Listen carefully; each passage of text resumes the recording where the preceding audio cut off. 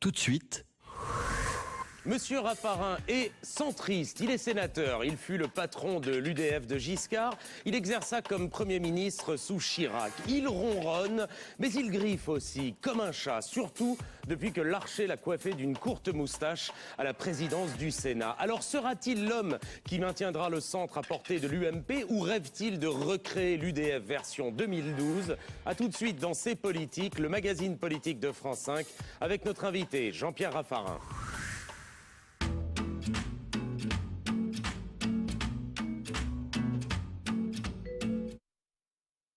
Toutes les grandes histoires ont un commencement. Celle-ci débuta par un rêve. Le rêve de construire la première voiture au monde et de continuer à la réinventer chaque jour.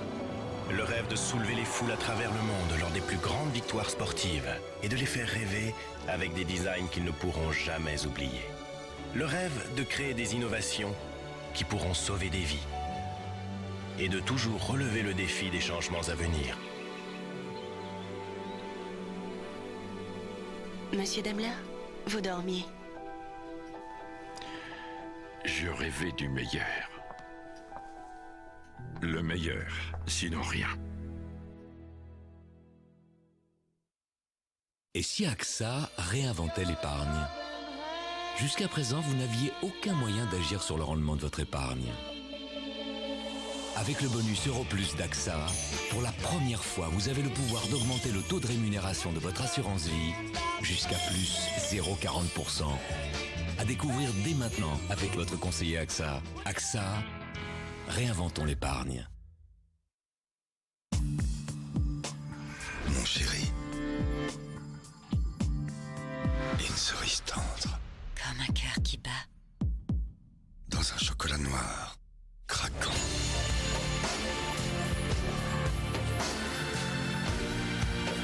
Des sensations intenses. Mon chéri, un amour de chocolat. Diadermine dévoile son secret anti-âge, les cellules souches végétales. Une incroyable avancée de la science anti-âge, maintenant dans Dr Caspari Novagène de Diadermine. Sa formule unique redynamise les cellules de la peau et stimule leur renouvellement de 70%. Les rides sont lissées en profondeur et la peau paraît visiblement plus jeune. Dr Caspari Novagène de Diadermine, la nouvelle génération anti-âge.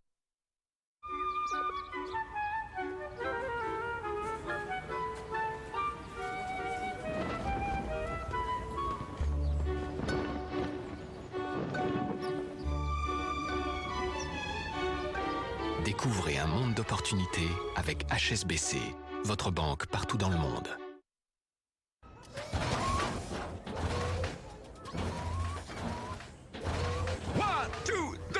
Monte au chewing-gum 3 couches, triplement irrésistible.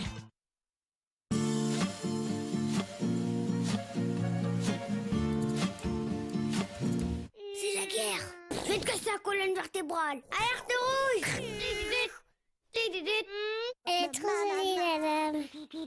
La forêt est en danger. Au feu. Parents, enfants, la télévision, c'est mieux quand on en parle. Le Conseil supérieur de l'audiovisuel vous accompagne dans la protection de vos enfants à la télévision. Pour plus d'informations, www.csa.fr. La télévision n'est pas toujours un jeu d'enfant. Un événement France Télévisions.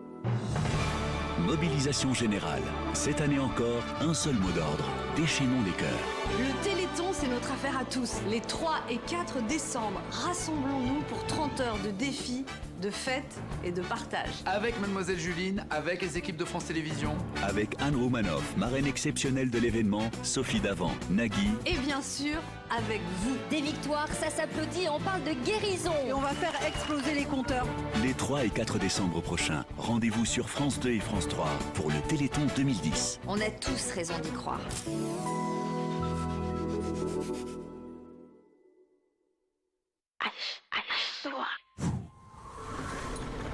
Son Altesse le Tsar Alexandre a décrété que la Russie entrait en guerre contre Napoléon aux côtés de l'Autriche. Longue vie à la Russie! Je ne rêve que de gloire. Est-ce ma faute si c'est là mon seul désir? Il rêvait d'écrire la grande histoire. Il va vivre la plus grande des histoires, la sienne. Tout homme doit vivre. Tout homme doit aimer. Tout homme doit croire. d'après l'œuvre de Tolstoï, Guerre et paix. Début de la saga, demain à 20h35 sur France 5.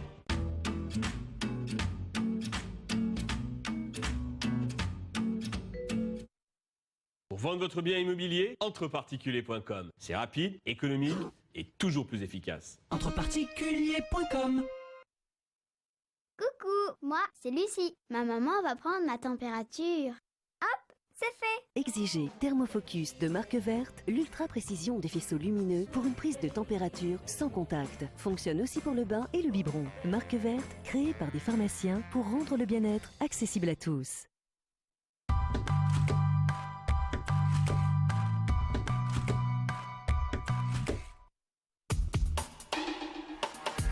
Mesdames, Messieurs, bonsoir. C'est politique aujourd'hui avec une figure influente de la droite et de l'UMP. Ces prises de position sont toujours écoutées avec attention. Il use, quand il le veut bien, d'une liberté de parole au fond assez rare au sein de la majorité. Jean-Pierre Raffarin est notre invité pour commenter l'après-remaniement et les perspectives de la droite pour 2012. Soyez donc les bienvenus pour 1h10 de politique en direct. C'est politique, c'est parti.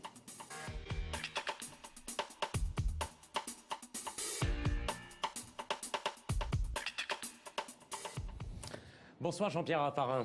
Bonsoir Monsieur Demorand. Et merci d'avoir accepté notre invitation. L'affaire Karachi rebondit. Vous étiez Premier ministre depuis une journée lorsqu'eut lieu cet attentat qui a coûté la vie à 11 Français en 2002. Comment recevez-vous déjà à l'époque cette nouvelle tragique ? Bon, c'est l'entrée de la violence dès le début dans mon mandat. Je suis nommé le 7.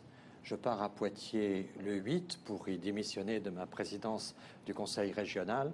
J'apprends la catastrophe le 8, je reviens rapidement à Paris et j'accueille les blessés dans cet Airbus médicalisé, 12 personnes gravement blessées. Je me souviens de la violence qu'ils portaient dans leur regard et je suis sorti, je me souviens encore de cet appareil avec une profonde émotion et de grandes blessures. Puis ensuite, j'ai accompagné à Cherbourg le président Chirac. Je me suis incliné sur chacun des 11 cercueils. Il y avait 14 décès, dont 11 Français. Donc je comprends les familles aujourd'hui, je comprends cette douleur profonde qu'aucun propos ne peut calmer et qui est une douleur éternelle. Que vous dit Jacques Chirac à l'époque ? Il est très affecté par... vous savez que c'est un homme de cœur, de sensibilité. Je me souviens de ces mots dans cette intervention qu'il a faite dans ce Cherbourg glacial. Et je crois qu'il est profondément affecté. Et je pense vraiment qu'il s'est senti très solidaire de la douleur des familles. Est-ce que vous êtes au courant à l'époque, Jean-Pierre Raffarin, de l'affaire des commissions versées dans le cadre de ces contrats d'armement et de l'affaire de l'arrêt du versement de ces commissions, dont on dit aujourd'hui qu'elles pourraient expliquer l'attentat ? Écoutez, je ne peux pas vous dire que je suis informé parce que je ne le suis pas. Je n'ai pas été informé de cette prise de décision qui aurait été éventuellement prise, je n'en sais rien, mais d'après ce que je lis, qui aurait été prise dans la période 95-97. Je ne suis pas du tout informé de ce qui s'est passé à ce moment-là. Ce que je peux vous dire, c'est l'immense douleur de ce mois terrible qu'était ce mois de mai 2002. Donc vous n'étiez pas au courant de l'arrière-plan financier de l'affaire ? Non, la thématique et toutes les notes qui me revenaient à ce moment-là étaient liées au terrorisme et au fond, on était persuadés, toutes les analyses de tous les services qui étaient menés à l'époque exprimaient la crainte, naturellement toujours avec des interrogations, la crainte que nous soyons victimes, nous la France, du terrorisme. Donc ni au courant des commissions, ni au courant de ce qu'on appelle les rétro-commissions, c'est-à-dire de la part d'argent qui aurait pu revenir en France ? Absolument pas, je ne sais pas si cela existe. Et j'étais Premier ministre depuis 24 heures et rien dans les jours et les mois qui ont suivi ne peut me permettre de dire qu'il y a eu quelques manœuvres de cette nature. Est-ce qu'il s'agit d'une affaire d'État, d'après vous, Jean-Pierre Raffarin ? On voit que les choses sont en train de prendre désormais de l'ampleur. Alain Juppé s'est exprimé aujourd'hui même pour dire qu'il n'y avait pas de preuve de l'existence ni des commissions ni des rétrocommissions, c'est-à-dire de l'argent qui revient en France. En même temps, Charles Millon, qui était ministre de la Défense en 1995 à l'époque, confirme, lui, et dit qu'il a l'intime conviction de l'existence de rétrocommissions, de l'argent qui revient en France pour financer peut-être la vie politique française. Dominique de Villepin demande à être entendu d'urgence. Est-ce qu'on a affaire là aux prémices d'une affaire d'État? Je n'en sais rien. Rien ne dit qu'il y a une affaire d'État. Mais c'est pour ça qu'il faut la vérité. On a besoin pour les familles, mais pour le pays, on a besoin de la vérité. Mais rien ne dit, il n'y a aucune preuve des rétrocommissions, premièrement, et aucune preuve non plus que ces rétrocommissions auraient pu servir à un financement politique. Donc sur ce sujet, il n'y a aucune preuve qui nous permette de dire que c'est une affaire d'État. Mais c'est une affaire qui doit être éclaircie. Le pays a droit à la vérité. Pour les familles, mais pour la mémoire de nos compatriotes qui, servant la DCN, servaient aussi la France et qui, dans ces circonstances-là, ont droit pour leurs proches aujourd'hui à la vérité. On parle de la douleur des familles, Jean-Pierre Raffarin. Ce qu'on voit maintenant depuis plusieurs mois, c'est la colère des familles qui veulent arriver jusqu'au bout, quelles que soient les modalités judiciaires pour cela et quel que soit le temps que ça prendra. Elles estiment, les familles de victimes, que c'est bien ce qu'elles doivent à leur mari, à leur père, à leur mémoire des gens qui sont morts dans cet attentat. Moi, je les approuve complètement. Je pense que nous devons la vérité. Je me réjouis que le président de la République ait dit hier que tous les documents étaient disponibles pour la justice. Je crois que c'est très important. Il y a eu des enquêtes parlementaires. Je pense que toutes les informations doivent être mises sur la table. Je pense d'ailleurs qu'on pourrait s'inspirer pour l'avenir, dans les commissions parlementaires, de ce qui se passe aux États-Unis, où aux États-Unis, on est coupable pénalement si on ne dit pas la vérité dans une commission parlementaire. Je pense que nous devons, les uns et les autres, aujourd'hui, entrer dans un système qui fait que la transparence sur des actions de cette nature est une exigence nationale. Dernière question sur le sujet, rapide. Quelle est votre intime conviction quant à toute cette affaire, Jean-Pierre Raffarin? Écoutez, je n'ai pas... c'est trop grave. Je connais Nicolas Sarkozy. Je ne le vois pas participer à des actions de cette nature. Donc, personnellement, je vous le dis comme je le pense humainement. Mais ce que je dis, c'est un sentiment. Ce que je veux, c'est la vérité. Votre portrait, on y vient, Jean-Pierre Raffarin, c'est le portrait, je l'ai dit tout à l'heure, d'une sorte de sage en politique. Je n'ai pas dit d'un retraité de la politique. On voit ça avec Élisa Coudray.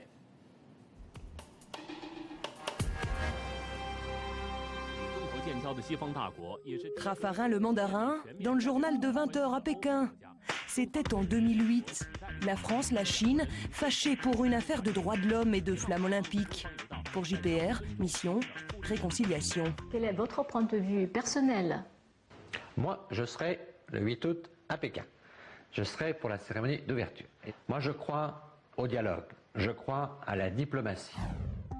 La Chine ou le Poitou-Charentes, même combat. Raffarin dialogue, Raffarin rassemble. J'ai toujours été pour l'union. Et j'y suis profondément, mais vraiment très attaché et convaincu. Au point de m'effacer et au point de sacrifier mon ambition à l'intérêt général.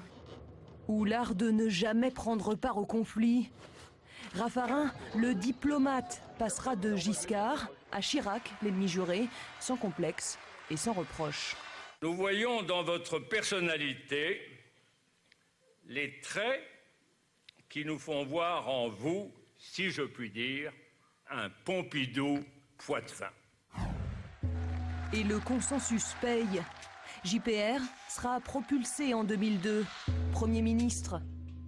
Un provincial qui parle vrai à Matignon pour mieux réconcilier la France d'en bas avec les politiques. Tenez bon, parce que moi, je tiendrai bon. Tenir bon, et surtout s'en convaincre avec la rue contre soi, les retraites déjà. Quand on a la hantise des conflits, Matignon, c'est vraiment l'enfer. Vous savez, Matignon, c'est être pompier, c'est intervenir sur tous les sujets chauds. Moi, je suis un laboureur. Alors quand Sarkozy remanie vers la droite en négligeant le centre, Raffarin, le conciliateur, se fâche.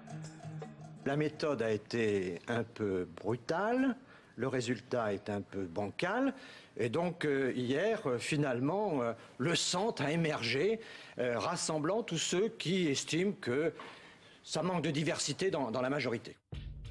En colère un peu, mais fidèle, toujours. Car demain, il faudra rassembler encore une fois. Et Raffarin l'a promis, le président et l'UMP pourront compter sur lui. Bon, Jean-Pierre Raffarin, alors où vous en êtes aujourd'hui à droite, là? Parce qu'on vous a vu avec Giscard, puis on vous a vu avec Chirac, maintenant on vous voit plutôt au centre soutenant Borloo. C'est quoi votre famille? Votre petit film, là, il va quand même assez vite, hein, parce que d'ailleurs, il suffit de voir mes traits de visage qui vieillissent quelque peu. Et puis l'évolution de la mode aussi, hein, oui, notamment oui, sur oui, une enfin, veste ça, là, qui était gratinée dans les années 80. Oui, mais enfin, ça n'a jamais été vraiment mon truc. Hein, je vous rassure. Bon, aujourd'hui, le camailleux de gris est parfait en même temps. Enfin, bon, d'accord, si vous me le dites, je le prends comme un compliment. Mais en général, c'est pas les compliments que je recherche et j'en ai rarement. Mais enfin, je vais vous dire... Mais alors vous êtes où, parce qu'on s'y perd là. Hein. Moi, je suis dans la majorité présidentielle. Je suis avec Nicolas Sarkozy. Quel que soit le président. Je suis dans la majorité présidentielle aujourd'hui. J'ai été clairement pour Giscard.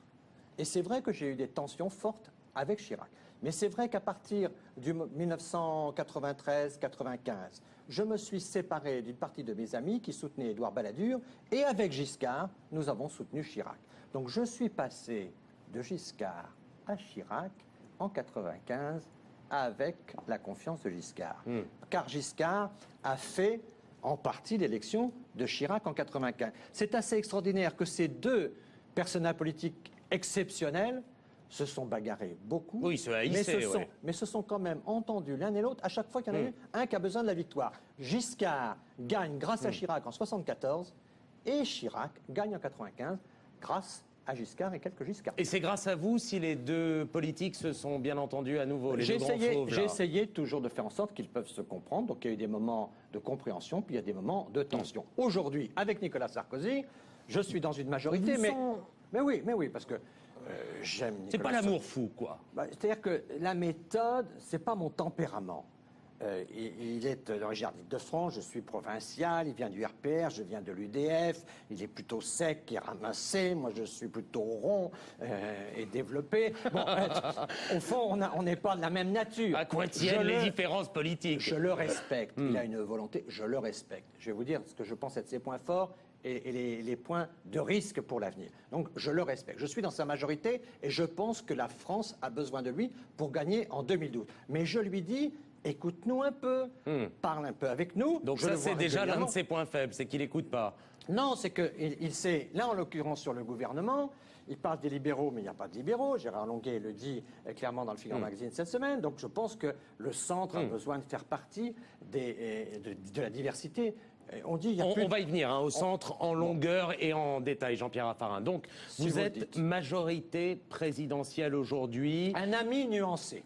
Un ami nuancé. Voilà. C'est-à-dire, c'est pas mal, ouais. C'est-à-dire quelqu'un qui peut donner les mauvaises nouvelles aussi. Qui est un ami, donc c'est pas quelqu'un qui plante des coups de poignard, c'est pas quelqu'un qui dit les choses par derrière, il est dit devant, il est dit publiquement, c'est un ami, il peut compter sur moi en 2012, mais je suis nuancé sur un certain nombre de sujets, je lui dis ce que je pense. Et vous arrivez vous arrivez un peu à l'arrondir, vous l'avez dit, lui il est plutôt sec, moi je suis plutôt rond, vous arrivez un peu Eh bien écoutez, dans cette dernière émission, par exemple, le mot apaisement, moi je milite, et je l'ai dit après ce mois d'août un peu musclé, je dis attention, 2012 ne se gagnera pas sur le clivage, mais se gagnera sur le rassemblement. Le rôle du président de la République, c'est d'apaiser le pays, de le rassembler. Je trouve que dans sa dernière intervention télévisée, il était moins clivant et plus rassembleur. Donc de ce point de vue-là, je trouve que c'est utile de parler avec lui. Est-ce que l'ami nuancé du président de la République va s'engager à ses côtés pour 2012 ? Vous allez faire sa campagne avec lui, là? Je le pense. S'il ne souhaite pas faire une campagne seule, une campagne de solitaire, s'il souhaite une campagne participative, ouverte, je suis disponible. Bon, c'est quand même plutôt une bonne nouvelle. Vous avez des contacts rapprochés ou pas? Je le vois au moins 2 fois par semaine. On a des discussions avec l'UMP, on a des discussions avec la majorité. Et donc, on a des discussions qui sont quelquefois assez raide. Hein. On a eu un coup de fil cette semaine qui était assez sur quoi sportif. Écoutez, sur l'organisation un peu du gouvernement, de la majorité. Mais on se parle. Je dois dire que Nicolas Sarkozy a un côté... Mais alors vous lui disiez quoi? Il vous répondait quoi? Je lui dis il faut qu'il écoute la diversité. Et je dis... on voit le résultat. Mais il me dit, c'était juste après, justement, c'était fait. Hein.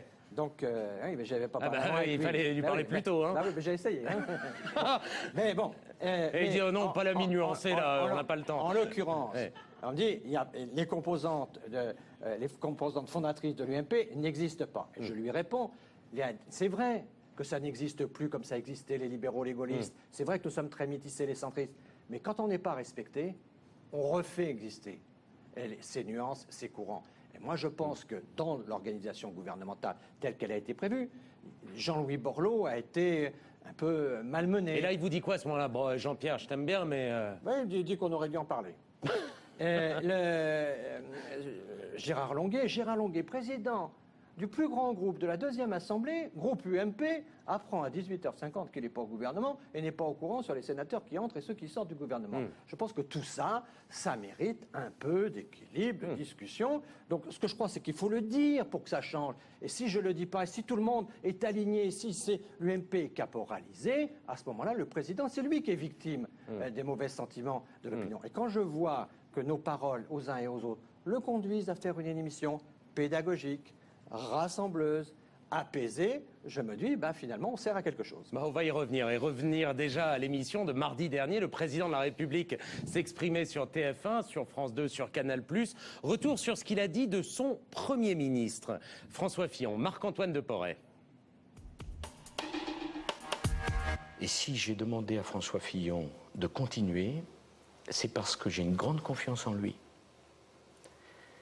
Parce qu'il est très compétent, parce que nous travaillons ensemble sans aucun nuage depuis des années. Il n'y en a jamais eu. Bien avant. Oh, nous avons pu avoir ici ou là des discussions, mais on l'a fait dans le cadre d'un respect mutuel. Je connais un peu l'histoire. Les rapports entre Michel Rocard et François Mitterrand. Des rapports de entre force, Jacques Chaban-Delmas et Georges Pompidou. Entre Georges Pompidou et le général de Gaulle. Est-ce que c'est comparable? Non. Pourquoi? Parce que, au fond, François Fillon et moi, nous sommes de la même génération, nous avons connu la même vie politique. Le choix d'un Premier ministre, ce n'est pas un choix de confort pour un président de la République. Ce n'est pas le bon plaisir. Le président de la République n'a pas à faire de caprices ou à s'arranger avec les gens ou avec les événements. Le président de la République, ce qui pèse sur lui, c'est le choix de l'intérêt général. Quel était, au moment où la question se posait, le meilleur Premier ministre pour la France? J'ai considéré que c'était François Fillon. J'ai réfléchi. Mais qui ne réfléchirait pas? Ah, ça, vous nous l'avez apaisé, hein? Calme, là. Oui. Mais écoutez, c'est pas mal, ça. Hein. C'est pas mal. D'abord, il y a une chose qui est très vraie, c'est que François Fillon est quelqu'un de bien. Et qu'il a bien fait son travail, il est respectable. Et je pense que c'est un Premier ministre à la hauteur de sa fonction. Je le dis comme je le pense. J'étais en désaccord avec Nicolas Sarkozy sur ce point. Je pense qu'il devait envisager de changer de Premier ministre. Oui. Non pas pour sanctionner, je l'ai dit clairement, non pas pour sanctionner François Fillon, mais parce que je pense qu'il fallait un acte 2 du quinquennat, parce que je pense qu'il faut un nouvel élan, parce qu'il faut une politique plus ambitieuse pour gagner les élections de 2012, parce que ce tandem-là a connu des difficultés aux municipales importantes et aux régionales très importantes. Et je pense qu'un Premier ministre, quand notamment ça part, comme quand ça arrive, ça crée une situation politique nouvelle. Et ça permet de donner au président un rythme, un élan nouveau. Alors, il n'y a pas deux solutions, Jean-Pierre Raffarin. Soit vous avez tort, soit le président de la République a eu tort et a commis une erreur stratégique en gardant ce Premier ministre. Dans la Ve République, c'est le président qui a raison, c'est comme ça. Mais voilà, ça, c'est ce que le général de Gaulle nous a dit, il est en charge de l'essentiel. Oui. Et donc là, vous venez de faire ce qu'on appelle de l'antiphrase, c'est-à-dire dire précisément le contraire de ce que vous pensez. Non, je pense que le président de la République il a fait son choix. Je pense que oui, c'est de mon devoir. Mais vous pensez exactement l'inverse. Mais moi, je suis un responsable. Je suis un responsable élu avec donc une légitimité populaire, je dois dire au président de la République ce que je pense. On n'est pas là pour se coucher et pour dire systématiquement « Nicolas, ce que tu fais, c'est bien, t'es formidable, t'es le plus grand génie du siècle, etc. » Je lui dis « Tu as besoin d'un acte 2. » Et un acte 2, ça se construit avec un élan nouveau, avec un engagement nouveau, et ça doit être incarné, selon moi, par un Premier ministre nouveau. Alors on a dit, j'étais pour Borloo, j'ai de l'amitié pour Borloo, mais il aurait pu prendre un plus jeune, il y avait une série de jeunes de talent. J'étais pour cette ligne politique-là. Et je vous le dis très clairement, ce n'est pas du tout un jugement négatif pour et sur François Fillon, c'est un jugement offensif pour le président, pour le permettre d'ouvrir une nouvelle page. Erreur stratégique, Jean-Pierre Raffarin. C'est ça la question que je vous pose politiquement maintenant. Je pense que,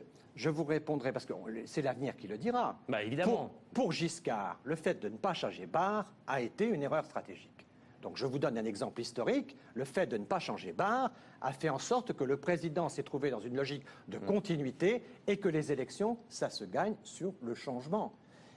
Nicolas Sarkozy est le grand théoricien de la rupture. Je pense qu'à l'intérieur même de son mandat, un peu de rupture eût été utile pour le rendez-vous de 2012. C'est tout ce que je dis. Et je le dis dans la majorité. Je pense que la Ve République, c'est le président. Et Nicolas Sarkozy, plus qu'un autre, parce qu'il assume avec talent un leadership. Et donc, il a besoin d'avoir un espace politique élargi. Cet espace politique élargi, il l'aurait eu avec un nouveau Premier ministre. Il choisit de travailler avec François Fillon. Il dit « j'ai confiance », c'est exact. Il dit « il est compétent », c'est exact, mais c'est le même système. Mais on va s'ennuyer, quoi. C'est ça un peu ce que vous dites, ou ça va patiner, on va gérer les affaires courantes? Moi, je pense que si on va au fond des choses, si vous me donnez 2 minutes, je veux dire que, à peine, hein, bon d'accord, vous n'êtes pas très généreux, mais enfin, je pense que Nicolas Sarkozy, il a 3 forces. 1, il a un bon bilan, on pourrait y revenir. 2, il a un vrai leadership au niveau de l'international, je l'ai remarqué et vérifié à plusieurs fois. Et 3, il a un avantage énorme par rapport à ses concurrents de gauche, c'est que lui, il a déjà l'investiture de 2012. Personne ne lui conteste l'investiture. Donc il a 3 forces.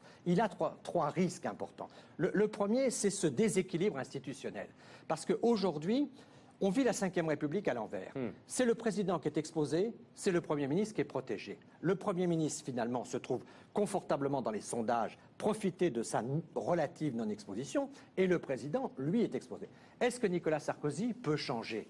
Est-ce que Nicolas Sarkozy sait user un Premier ministre ? Dans l'histoire de la Ve République, on a souvent vu des présidents talentueux mettre leur génie à user leur Premier ministre. Mais c'est la Ve République qui veut ça. C'est un peu la dignité et c'est l'honneur du Premier ministre que de servir la cause du président. Est-ce qu'il saura faire ? Si ce n'est pas le cas, on voit clairement que François Fillon ressort renforcé de ce remaniement. Que François Fillon, dans le pays, prend une position nouvelle.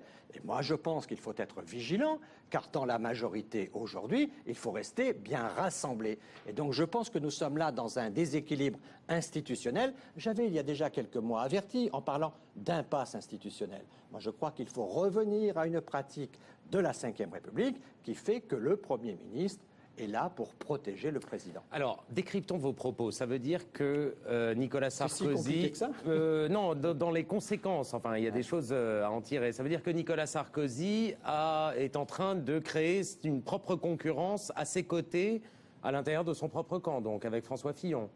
Je pense qu'il faut vraiment que la majorité a besoin d'être assemblée. Ça veut dire qu'elle pourrait être divisée entre les deux ? Je pense que la gouvernance de la Ve République est une gouvernance qui est clairement organisée par le chef de l'État. Pour user son Premier ministre. Donc là, vous avez dit, le Premier ministre sert à être usé. D'accord. Bon, là, ça n'est pas le cas. Il est là ça pour dérouler la politique et les orientations du président. Quand vous dites « je ne veux pas que mon camp soit divisé », ça veut dire qu'il peut y avoir aujourd'hui division ou à terme division entre les deux hommes ? Je pense qu'à terme, quand on a vu qu'il y avait des rivalités qui s'installaient entre le président et le Premier ministre, ça n'a jamais été bon pour les équipes en place. Et donc je pense qu'il faut veiller, et je fais confiance au sens de l'honneur et de la capacité de François Fillon, mais je pense qu'il faut faire très attention à ces sujets-là, car au fond, l'histoire de la Ve République nous montre que les fonctions ne peuvent pas être ambiguës. Le général de Gaulle et ceux qui ont pensé la Ve y ont pensé avec beaucoup d'intelligence. Notre pays a le sang chaud. Il veut un monarque, mais il veut aussi pouvoir s'y attaquer. On a inventé le Premier ministre pour qu'on puisse avoir un monarque qui gouverne, mais un monarque républicain qui est protégé dans les institutions par un Premier ministre. Chacun a sa fonction. Si les uns ou les autres sortent, on est en République. Et si les autres sortent de leurs fonctions, je dis attention, la Ve République a de vrais équilibres. Jean-Louis Borloo aurait apporté quoi au poste de Premier ministre ? Un Premier ministre n'apporte pas par ce qu'il est, il apporte par ce qu'il permet au président de faire.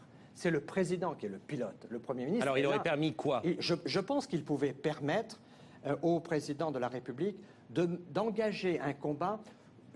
Pour être très simple, j'ai parlé de relance sociale et on m'a dit mais on n'a pas d'argent pour faire ça. Ce n'était pas ma question. Moi je parle de cohésion sociale au sens où Jean-Louis Borloo a fait un plan de cohésion sociale et au fond, dans la mesure où on peut se traiter les grands sujets sociaux, la cohésion sociale, au fond lutter contre l'injustice sociale. Je vous donne un exemple de grande mesure sociale qu'on pourrait engager. Nous avons actuellement près de 30 milliards d'allègements de charges qui ont été faits pour les 35 heures. On est revenu sur les 35 heures. Ces 30 milliards de charges, les entreprises, elles les ont toujours. Moi, je dis par exemple, puisqu'on avait ces 30 milliards de charges, 25 exactement, qui étaient fonction des 35 heures, faisons maintenant en sorte que seules les entreprises qui s'engageront à avoir 5% de leurs effectifs en apprentis auront ces allègements de charges. Ça ne coûte rien de plus à l'État.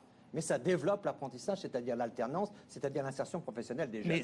On peut trouver des mesures qui ne coûtent pas, qui sont de redéploiement, mais qui sont à ambition sociale. Mais là-dessus aussi, vous avez échoué, Jean-Pierre Raffarin. Vous avez échoué dans votre casting de Premier ministre et dans l'orientation plus sociale, dans le sens de la cohésion sociale, ce que vous venez de dire, que vous conseillez au président de la République. Ça n'a pas dû vous échapper que François Fillon, une des premières déclarations, ça a été « il n'y aura pas de changement, on réforme dans la continuité, pas d'inflexion, etc. » Mais je suis maintenant trop expérimenté pour me limiter au discours. Donc je regarde les actions.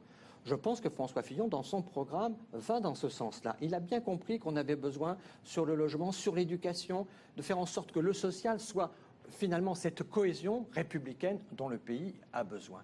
Donc je vais vous dire une chose. Dans le discours de politique générale de mardi... Moi, je n'abandonnerai pas une idée à laquelle je crois parce que cette idée ne serait pas maintenant retenue. Car je pense que ce qui se passe aujourd'hui est certes très important, mais ce qui se passera demain, après-demain, je pense à mon pays, je ne travaille pas pour moi, je n'ai pas été candidat à être ministre, je suis complètement désintéressé, je parle librement et je préfère être seul dans la justice que d'être quelquefois derrière dans la flatterie. Donc ma liberté... Vous êtes villepiniste, vous, sur ce coup-là. Hein. Ben écoute, il n'a pas que des défauts, il en a quelques-uns. Ouais. Mais il n'en a pas que des défauts. Sur sa description de la cour, j'ai l'impression que vous rejoignez. Mais je pense que c'est normal que quand vous voulez jouer un rôle autour d'une table, que vous voulez être autour de la table, vous faites en sorte que vous pouvez être autour de la table. Moi, regardez, là, on est autour d'une table, il n'y a pas de flatterie. C'est bien pour ça que j'ai rien dit de mal sur vous, que je suis là.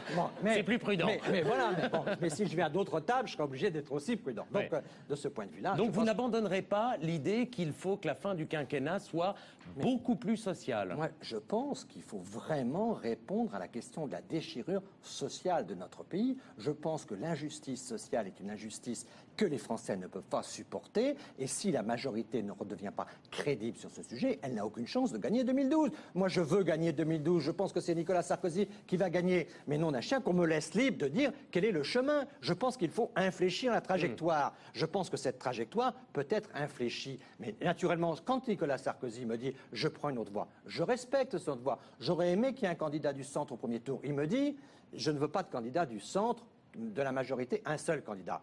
Ça, c'est Nicolas Sarkozy qui vous le dit. Nicolas Sarkozy. Nicolas Sarkozy souhaite faire en sorte que le candidat de l'UMP ait le maximum d'avance au premier tour. C'est la stratégie qu'il développe. Sa théorie, ce n'était pas la mienne c'était le report de voix au second tour. Sa théorie, c'est l'avance que nous avons au premier tour nous permet de faire sortir des abstentionnistes et nous donne la dynamique pour gagner.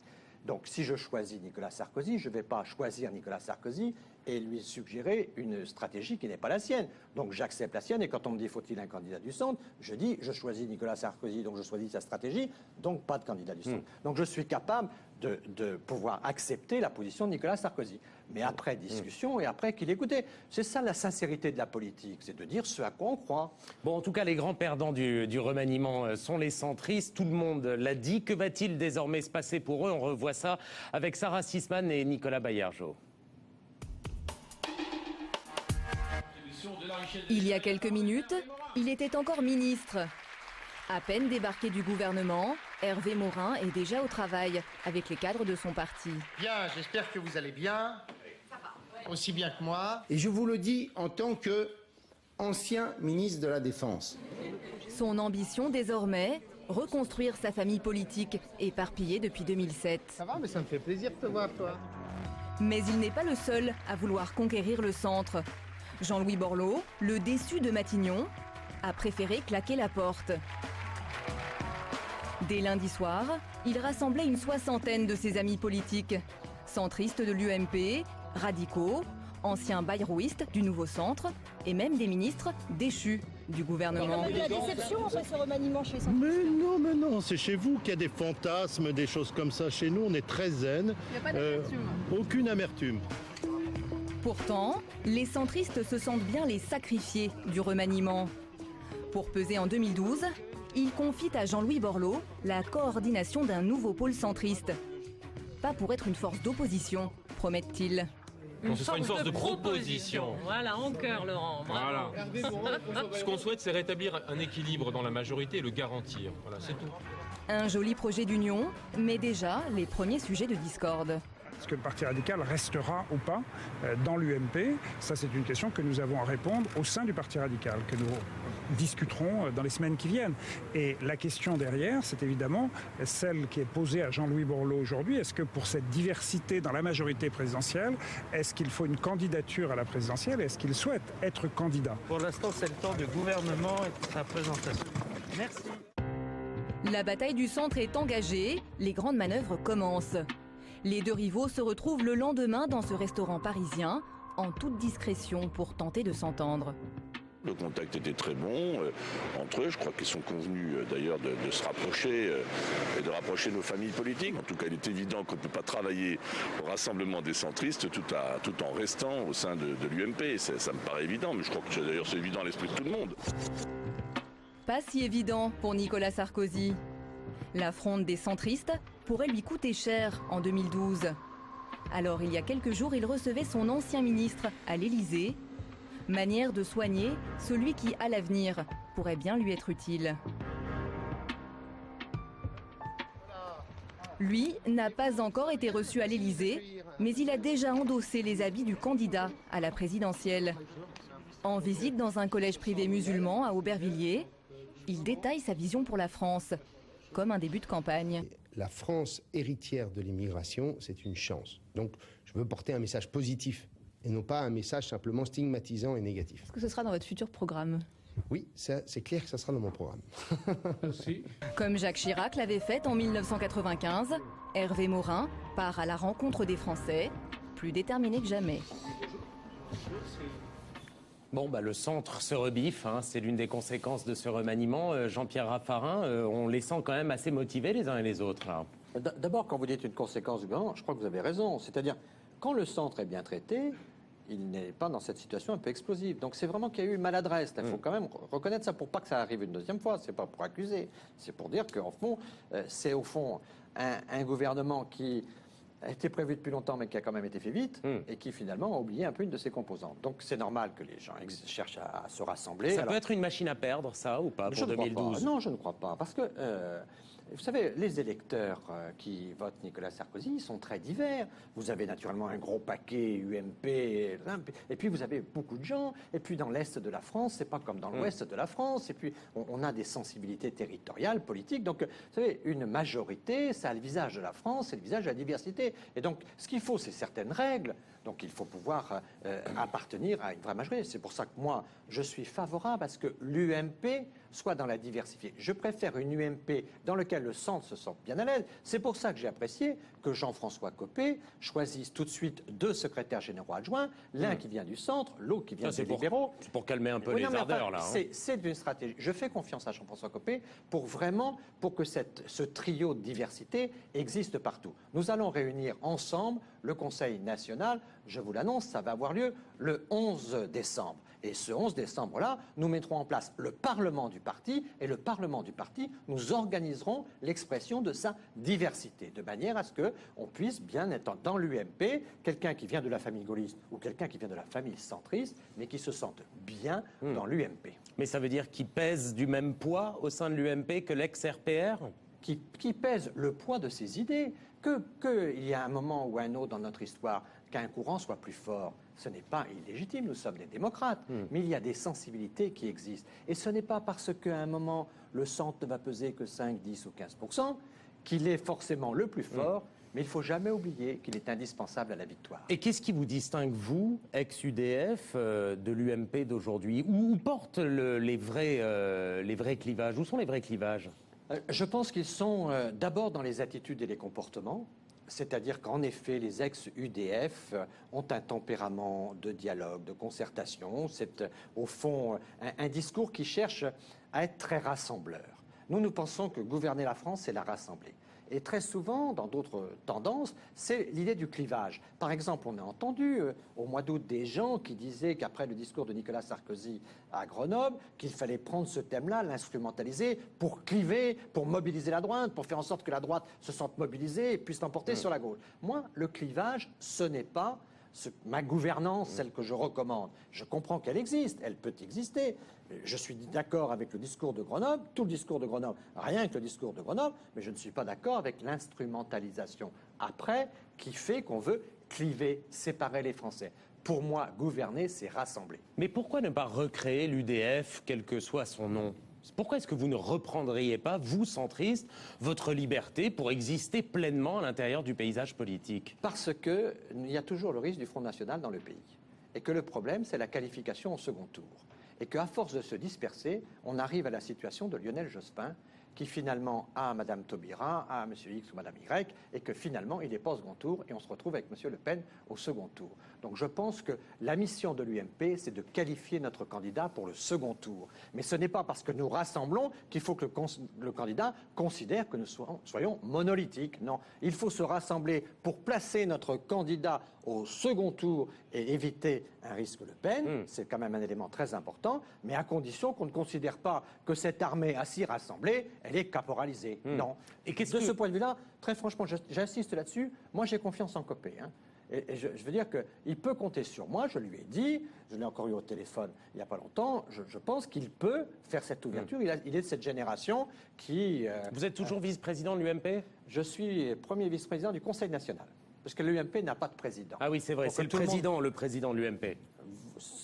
Disons... Bon, allez-y, là, c'est bon. Disons pas forcément en droit, mais en fait, je suis d'accord. Oui, c'est le ça. Leader de l'UMP, c'est le président de la République. République. Un secret, c'est Nicolas Sarkozy. Ah bah ça, c'est un scoop. Hein. C'est un scoop, voilà. Ouais. Vous voyez. Hein. Et qu'est-ce que vous allez dire à Hervé Morin pour qu'il se présente pas? Il a envie d'y aller, hein? Ça, s'il a envie d'aller, moi je respecte les gens qui ont envie d'aller.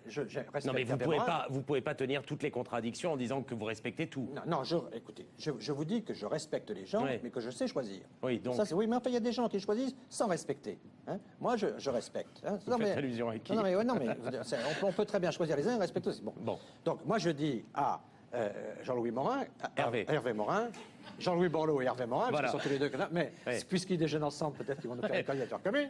Donc j'espère qu'ils peuvent porter un message. Si ce message existe dans le pays, eh bien, ma foi, il faudra qu'ils soient candidats au premier tour. Mais ce que je crois, c'est qu'il faut qu'il existe ce message dans le pays. S'il pèse 10, 15 points dans le pays, ça vaut la peine qu'il soit présent. D'ailleurs, on en aura besoin. Mais si c'est simplement pour essayer d'exister et de faire quelques émissions et peser 2-3 points dans le pays, ça ne sert à rien. Au contraire, mais vous êtes en train de dire le contraire de ce que vous venez de dire. Vous vouliez éviter la droite plurielle pour pas faire comme Lionel Jospin et la gauche plurielle. Et maintenant vous dites Morin-Borloo, s'ils veulent y aller, qu'ils y aillent. Non, je pense que Jean-Louis Morin, que Hervé Morin... Elle est très belle celle-là. Non mais je ne savais pas comment j'allais vous faire un couplet sur Jean-Louis Borloo. Vous l'avez par ce lapsus. Jean-Louis Borloo. Et je pense que sa mission aujourd'hui, c'est de faire exister le centre et d'essayer de l'incarner. Que Hervé Morin y participe, ça les regarde. Tout le problème de la politique à un moment, c'est est-ce qu'on est capable, est-ce qu'on a les circonstances pour incarner? Je souhaite qu'il puisse incarner. À ce moment-là, se posera la question de l'élection présidentielle. Mais on ne peut pas aujourd'hui, alors que cette pensée-là n'est pas incarnée, parler d'une candidature. Parce qu'à ce moment-là, ce serait une dispersion. Mais si, comme ça avait été le cas la dernière fois avec François Bayrou, on est à un centre qui pèse 15, 18 points dans le pays, à ce moment-là, il faut parler avec le centre. Et de ce point de vue-là, les centristes qui sont dans l'UMP sont utiles à la victoire de l'UMP. Alors, je vous repose la question, pourquoi pas une nouvelle UDF? Parce qu'une nouvelle UDF éclate le score de l'UMP et on revient à des situations que nous avons connues avec Giscard Chirac où le deuxième tour est à 20% et quand vous avez un tour à 20%, vous avez la possibilité du Front National à un moment ou à un autre parce que dans le pays, quelqu'un qui bénéficie d'un courant favorable à un moment donné peut peser 20%. Avec l'UMP... Monsieur l'ami nuancé, on ne comprend plus. Excusez-moi. Ah ben écoutez, je vais vous expliquer. Moi, je vais vous dire... On ne comprend plus. Moi, je ne veux pas faire perdre mon camp. Donc, moi, je sais m'arrêter dans ma nuance, c'est-à-dire qu'il y a un moment, je dis tout à mes amis, mais je ne vais pas dire